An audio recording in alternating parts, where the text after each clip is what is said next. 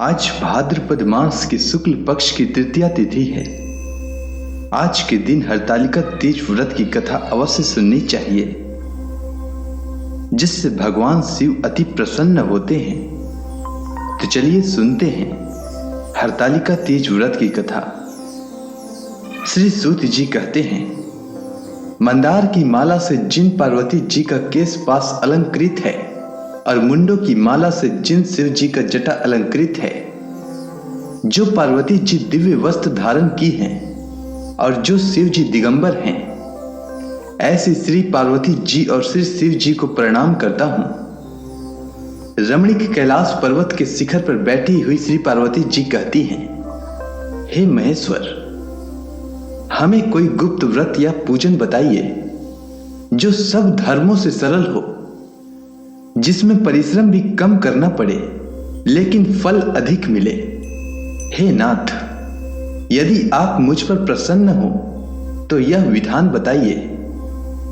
हे प्रभु, किस तप व्रत या दान आदि से मध्य और अंत रहित आप जैसे महाप्रभु हमको प्राप्त हुए हैं। शिव जी बोले, हे देवी सुनो, मैं तुमको एक व्रत जो मेरा सर्वस्व और छिपाने योग्य है, लेकिन तुम्हारे प्रेम के वशीभूत होकर मैं तुम्हें बतलाता हूं। शिव जी ने कहा, भारतवर्ष में जैसे नक्षत्रों में चंद्रमा, ग्रहों में सूर्य, वर्णों में ब्राह्मण, देवताओं में विष्णु, नदियों में गंगा, पुराणों में महाभारत, वेदों में सामवेद और इंद्रियों में मन श्रेष्ठ है, सब पुराणों और वेदों का सर्वस्व जिस तरह कहा गया है, मैं तुम्हें एक प्राचीन व्रत बतलाता हूं।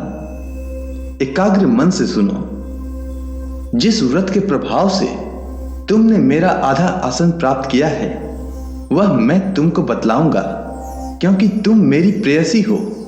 भाद्रपद मास में हस्त नक्षत्र से युक्त शुक्ल पक्ष की तृतीया तिथि को उसका अनुष्ठान मात्र करने से स्त्रियां सब पापों से मुक्त हो जाती हैं।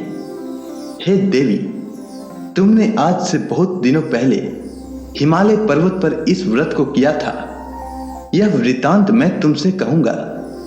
पार्वती जी ने पूछा, हे नाथ, मैंने क्यों इस व्रत को किया था, यह सब आपके मुख से सुनना चाहती हूं। उत्तर की ओर से एक बड़ा रमणीक और पर्वतों में श्रेष्ठ हिमवान नामक पर्वत है। उसके आसपास तरह तरह की भूमियां हैं, तरह तरह के वृक्ष उस पर लगे हुए हैं।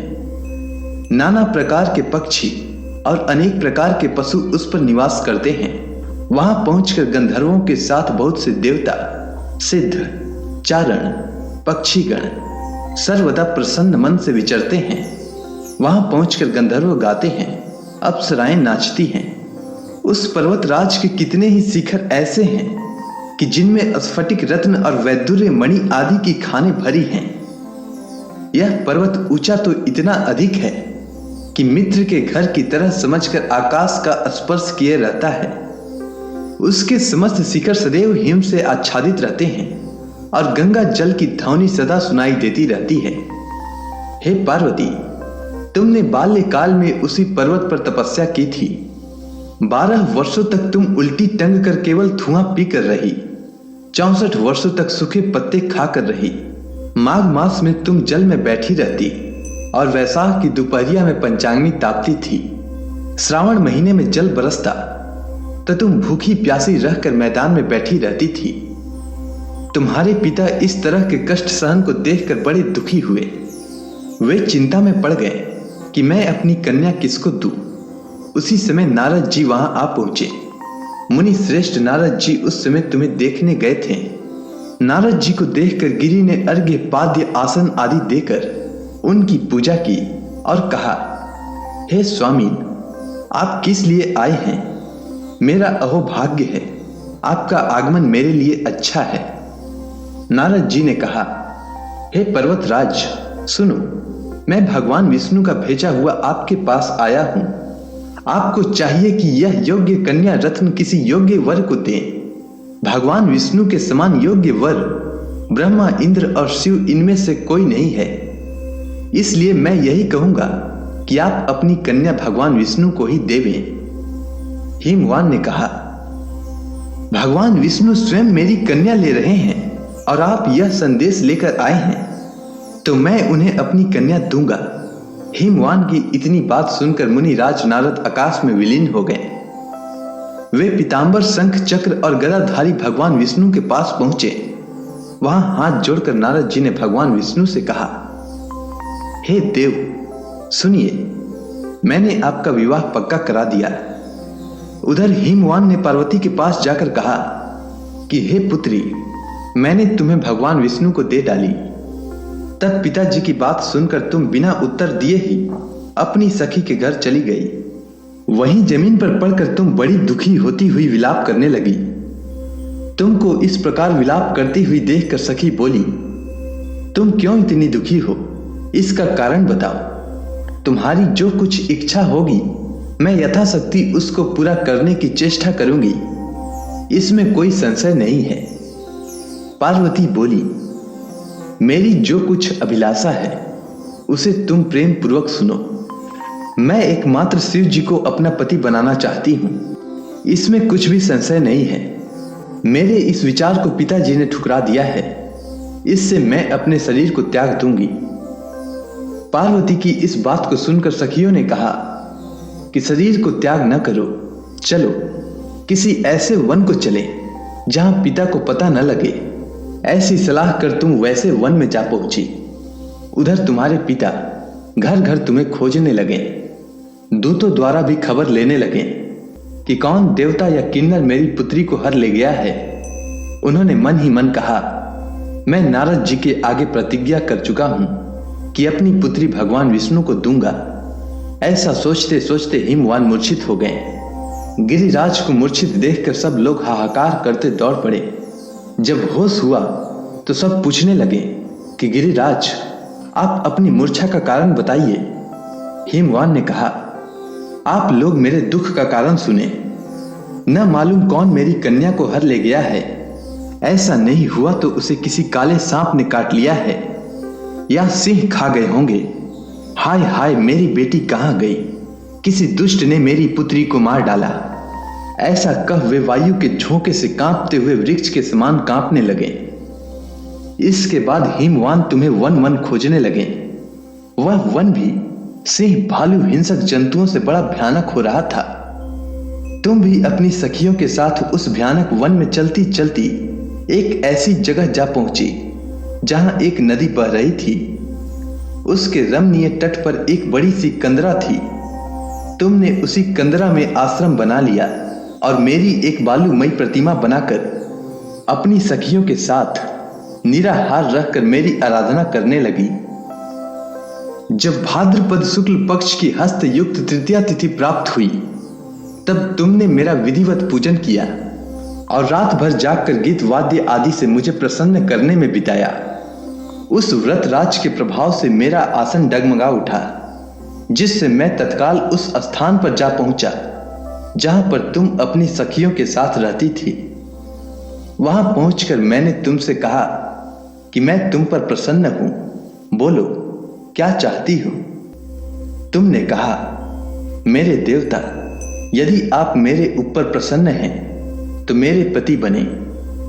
मेरे तथा अस्तु कहकर कैलाश पर्वत पर वापस आने पर तुमने वह प्रतिमा नदी में प्रवाहित कर दी और सखियों के साथ उस महाव्रत का पारण किया।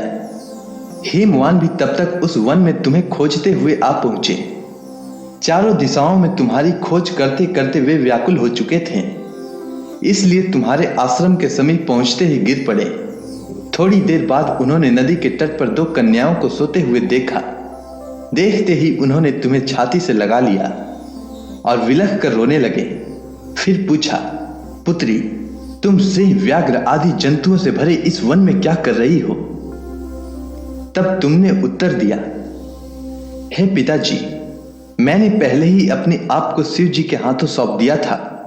आपने मेरी बात टाल दी, इससे मैं यहां चली आई। हिमवान ने संतावना दी कि हे पुत्री, मैं तुम्हारी इच्छा के विरुद्ध कुछ न करूंगा। वे तुम्हें अपने साथ घर ले आए और मेरे साथ तुम्हारा विवाह कर दिए। इससे तुमने मेरा अर्धासन पाया है। तब से आज तक किसी के सामने मुझे यह व्रत प्रकट करने का अवसर नहीं प्राप्त हुआ। हे देवी, मैं यह बताता हूं कि इस व्रत का हरतालिका नाम क्यों पड़ा। तुमको सखियां हर ले गई थी, इससे हरतालिका नाम पड़ा। पार्वती जी ने कहा, हे प्रभु, आपने नाम तो बताया, अब इसकी विधि भी बताइए। इसका क्या पुण्य है, क्या फल है, यह व्रत कौन करे। श्री शिव जी पार्वती जी से कहते हैं, हे देवी, मैंने समस्त स्त्री जाति की भलाई के लिए यह उत्तम व्रत बतलाया है। जो स्त्री अपने सौभाग्य की रक्षा करना चाहती हो, वह यत्न पूर्वक इस व्रत को करे। केले के खंभे आदि से सुशोभित एक सुंदर मंडप बनावे, उसमें रंग बिरंग के रेशमी कपड़ों से चंदवा लगाकर चंदन आदि सुगंधित द्रव्यों से वह मंडप लिपवावे। फिर शंख, भेरी, मृदंग आदि बाजे बजाते हुए बहुत से लोग एकत्रित होकर तरह तरह के मंगलाचार करते हुए उस मंडप में पार्वती और शिव जी की प्रतिमा स्थापित करें। उस रोज दिन भर उपवास कर बहुत से सुगंधित फूल, सुगंध और मनोहर धूप, नाना प्रकार के नैवेद्य आदि एकत्र करके मेरी पूजा करें और रात भर जागरण करें। ऊपर जो जो वस्तुएं गिनाई गई है, उनके अतिरिक्त नारियल, सुपारी, जंबीरी, नींबू, लौंग, अनार और नारंगी आदि जो जो फल प्राप्त हो सके उन्हें इकट्ठा कर ले। उस ऋतु में जो फल तथा फूल मिल सके विशेष रूप से रखें। इसके बाद धूप दीप आदि से पूजन कर प्रार्थना करें, हे शिवे शिव रूपिणी, हे मंगले, सब अर्थों को देने वाली हे देवी, हे शिव रूपे, आपको सदा के लिए नमस्कार है। हे ब्रह्म रूपिणी, आपको नमस्कार है। हे जगदात्री, आपको नमस्कार है। हे सिंह वाहिनी, संसार के भय से भयभीत मुझ दीन की रक्षा करें। इस कामना की पूर्ति के लिए मैंने आपकी पूजा की है। हे पार्वती, मुझे राज्य और सौभाग्य दें, मुझ पर प्रसन्न होवें। इन्हीं मंत्रों से पार्वती और शिव जी की पूजा करें। तदंतर विधि पूर्वक कथा सुने और ब्राह्मण को वस्त्र, गौ, स्वर्ण आदि देवें। इस तरह एक चित होकर स्त्री पुरुष दोनों एक साथ पूजन करें। फिर वस्त्र आदि जो कुछ हो उसका संकल्प करें। हे देवी, जो स्त्री इस प्रकार पूजन करती हैं वह सब पापों से छूट जाती हैं और उसे 7 जन्म तक सुख और सौभाग्य प्राप्त होता है। जो स्त्री तृतीया तिथि का व्रत न कर अन्न भक्षण करती है तो वह 7 जन्म तक बंध्या रहती है और उसको बार बार विधवा होना पड़ता है। वह सदा दरिद्र, पुत्र शोक से शोकाकुल, स्वभाव की झगड़ालू, सदा दुख भोगने वाली होती है और उपवास न करने वाली स्त्री अंत में घोर नरक में जाती है। मांसाहार करने से बाघिन, दही खाने से बिल्ली, मिठाई खाने से चींटी और कुछ खाने से मक्खी होती है। तीज को अन्न खाने से सुकरी, फल खाने से बंदरिया, पानी पीने से जोंक, दूध पीने से सांपिन, उस रोज सोने से अजगरी और पति को धोखा देने से मुर्गी होती है। इसलिए सभी स्त्रियां व्रत अवश्य करें। दूसरे दिन स्वर्ण, चांदी, तांबा अथवा बांस के पात्र में अन्न भरकर ब्राह्मण को दान दें और पारण करें। जो स्त्री इस प्रकार व्रत करती हैं वह मेरे समान पति पाती हैं और जब वह मरने लगती हैं तो तुम्हारे समान उसका रूप हो जाता है। उसे सब प्रकार के सांसारिक भोग और सायुज्य मुक्ति मिल जाती है। इस हरतालिका की व्रत कथा मात्र सुन लेने से प्राणी को 1000 अश्वमेध और सैकड़ों वाजपेय यज्ञ करने का फल प्राप्त होता है। हे देवी, मैंने यह सब व्रतों में उत्तम व्रत बतलाया है जिसके करने से प्राणी सब पापों से छूट जाता है। इसमें कुछ भी संशय नहीं है। इसी के साथ हरतालिका तीज व्रत कथा समाप्त होती है। अगर आपको हरतालिका तीज व्रत की कथा अच्छी लगी हो तो कमेंट सेक्शन में ओम नमः शिवाय लिखना न भूलें। धन्यवाद।